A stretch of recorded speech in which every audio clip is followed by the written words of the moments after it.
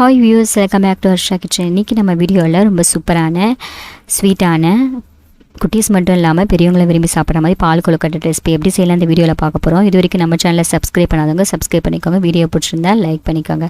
வாங்க செய்ய ஸ்டார்ட் பண்ணலாம்.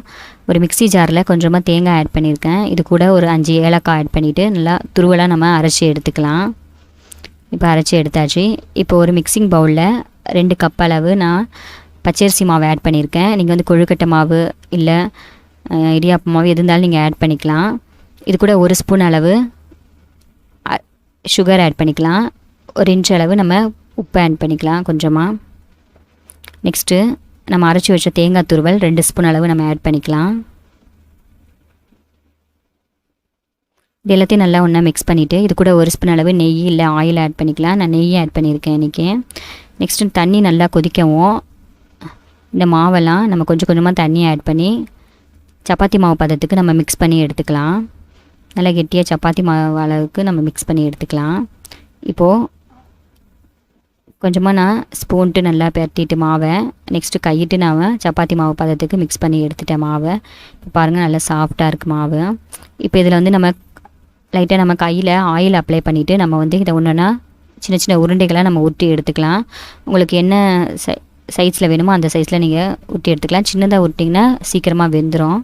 இந்த சைஸில் இல்லை நீளமாக கூட நம்ம உருட்டி எடுத்துக்கலாம். இப்போ எல்லா உருண்டைகளும் நான் உருட்டி எடுத்தாச்சு. இந்த மாதிரியே பாருங்கள். இப்போ நம்ம கொழுக்கட்டை ஃபுல்லாக ரெடி ஆகிடுச்சு. நெக்ஸ்ட்டு ஒரு கப்பில் கொஞ்சமாக தண்ணி ஆட் பண்ணிவிட்டு இது கூட 2 ஸ்பூன் அளவு நான் பச்சரிசி மாவை ஆட் பண்ணியிருக்கேன். இது வந்து கொழுக்கட்டை நம்ம செஞ்சு முடிக்கும் போது கொஞ்சம் ஆட் பண்ணிங்கன்னா கொழுக்கட்டைக்கு வந்து ரொம்ப திக்னஸ் கொடுக்கும். இப்போது வெந்நி கொதிக்கவும் இது கூட நம்ம ஒரு கொழுக்கட்டையாக நம்ம ஆட் பண்ணிக்கலாம். எல்லாத்தையும் மொத்தம் ஆட் பண்ணாமல் ஒன்று ஒன்றா நம்ம ஆட் பண்ணிக்கலாம். இப்போ கொழுக்கட்டை நல்லா வெந்து ரெடி ஆயிடுச்சு பாருங்கள். இது கூட ஒரு 1/2 லிட்டர் நம்ம பால், திக்கான பால் நம்ம ஆட் பண்ணிக்கலாம்.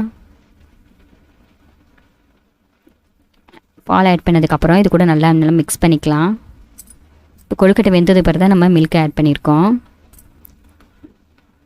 நெக்ஸ்ட்டு இது கூட ஒரு 4 ஏலக்காய் நம்ம ஆட் பண்ணிக்கலாம். நம்மளுக்கு நான் 2 கப் அளவு சுகர் ஆட் பண்ணியிருக்கேன். நம்மளுக்கு ஸ்வீட்டுக்கு தேவையான அளவு நம்ம சுகர் ஆட் பண்ணிக்கலாம். நான் 2 கப் அளவு ஆட் பண்ணியிருக்கேன். ஆட் பண்ணிவிட்டு நல்லா இந்த மாதிரி மிக்ஸ் பண்ணிடலாம் மாவு.